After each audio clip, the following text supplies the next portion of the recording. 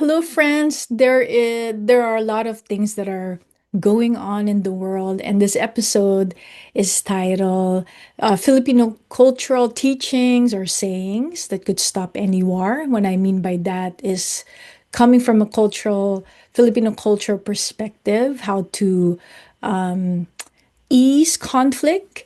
As you know, Filipinos are probably an expert with easing conflict to a point, to the extreme of sometimes avoiding conflict.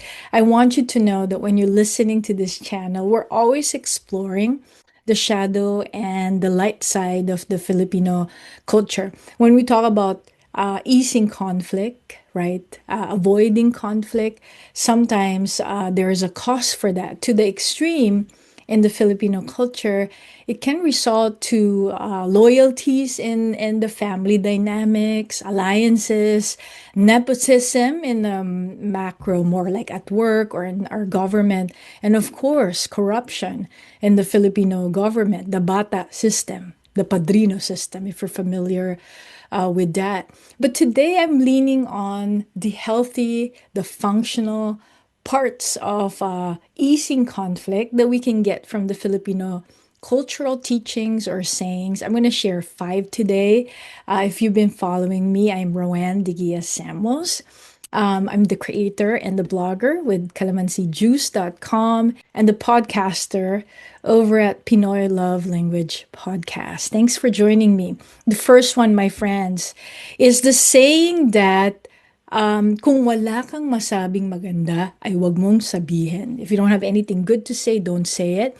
Now, I know that many of our Filipinos in the diaspora may have a negative connotation around this because it means not saying or expressing. And I don't mean that. I think that's the extreme. As a therapist, I think that's mainly one of my purposes is to be a witness to allow somebody to be the fullest expression of themselves. So I would be contradicting myself if that is my belief. What I'm saying here is that when we're thinking about something just for the sake of expressing, because in the Western culture, it's all about expressing, but when we're not mindful that if you imagine an artist, you are an artist. We all have our own canvas.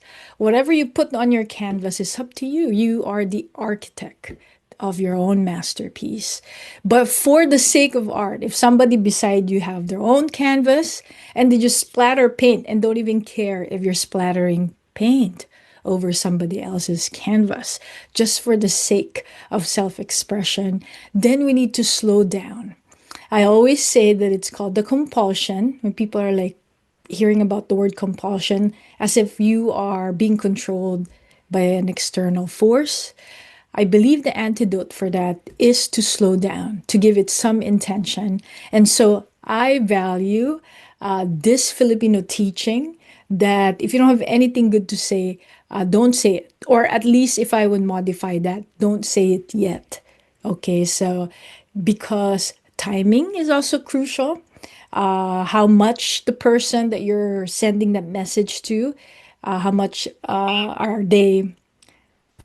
much are they receptive to receive the information? So that's the first one. And I'm not saying again to not express yourself. I think that's very important. But for right now, because the episode title is To Stop the War, right? Using Filipino cultural teaching, that perhaps we need to just slow down, be more intentional in the way we convey ourselves. Is that truly your voice? Or people that you're following over at Instagram, including my voice if you're listening to me. So my father used to have has a sticker in his truck, and it goes, "Don't follow me, I'm lost too." So be mindful of who you're following. The second one, my friends, is the saying elders use this, papunta ka pa lang, pabalik na ako. You're about to start your journey. I've been a few rounds and back. Now, I do not mean the elders have all the answers or they're always correct. Then I would also be contradicting myself as a therapist. Again, my whole purpose as a therapist is to guide somebody to be the fullest expression of themselves. However, when we think about many cultures, ancient and of not so long ago, the usual organization is that the elders council, they support the young. Now in cultures where there's almost like a role reversal, we could have a lot of chaos. And so I like the order of, not just because they're elders, because some elders are almost juvenile in their psychological level of maturity. So I just want to make sure we mention that it's not just because they're elders. It's not always about age, of course, but the easiest way to determine is obviously age, although that's not always the case. So that's the second part, is to, if we could just slow down, maybe listen more to our elders, and the elders listening to the youth, we can have a conversation. The third one is, I like this about the Filipino culture. I started doing the Muni Muni room. If you don't know Muni Muni, if you're thinking about something, you're not sure what to do, maybe someone in the Filipino culture would say, oh, magmuni muni ka muna, which mean just dream escape, kind of just, let your imagination roam. I love that. When we are in such high conflict, wars and whatnot, what we become poor of is the use of our imagination. We become fear centric. And we were fear centric. They have studies around this on veterans. And when they show them ink blocks, the Rorschach, um, many people can imagine different things, but they'll say, oh, yeah, I see an ink. The imagination, whatever part of the brain is able to expand, becomes very narrow minded. And that is what fear does. Not only the brain, the eyes, there's science around that, how when you are, just watch kids that are traumatized, their eyes, and then our body gets constricted. So I love the concept of muni muni, to let their imaginations roam. If you know history, I love history, although I'm not a historian. Instead, I am a psychotherapist, and also my background is in anthropology.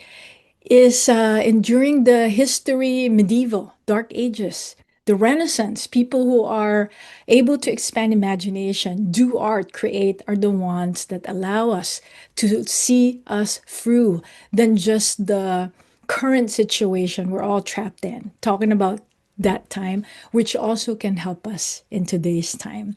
So I think that's the third one. The fourth is pagkukumbaba. Humility is a very important Filipino core value. I would say that's a core value, because ayaw natin ng mayabang. That's very much frowned upon. If somebody's mahangin, we have different terms. Mahangin, like, I guess you say somebody who's like, like they're windy. Tell me the English translation of that in the comments below. But we say mahangin, mayabang. We don't appreciate that in the Filipino culture. In fact, when people would say something to compliment another person, in which you should learn also to accept compliments, and take up some space. The Filipino might say, no, hindi po, hindi po. And some people who are not familiar with deep Filipino culture nuances, they'll say they're insecure, but actually, it's not they're insecure. They accept it, but it's just part of their humility. When we want to avoid war or conflict, we want to be humble, meaning knowing that we don't know everything, no matter how intelligent you are. You cannot see everything, hear everything, and understand everything. So don't lean on your own understanding. And I appreciate that teaching in the Filipino culture. And many culture teach all these things, but these are emphasized in the Filipino culture. Finally, as you know, Filipinos are very hospitable. They're very friendly. When they're hospitable, if they have a guest, they're willing to give the masters a bedroom they're willing to be inconvenienced. There is a teaching, maybe that's coming from our religious teachings in school, but I think that also is tied in with our indigenous culture because we have so many different islands. People barter all the time, talking about the old times, and we have to really learn to work together. We have the bayanihan, when we have to move homes, in which we are relying on our neighbor. And when you rely on your neighbor, the premise of that is trust. So, my friends, those are the five things. And I know there's so much more.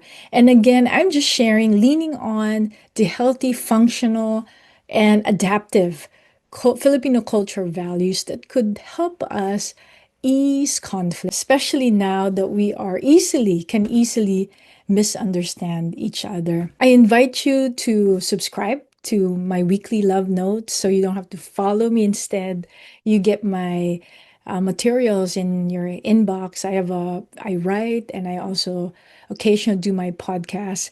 Thank you for stopping by. Be peace, but also as you advocate for peace, take good care and sa ulitin. Bye now.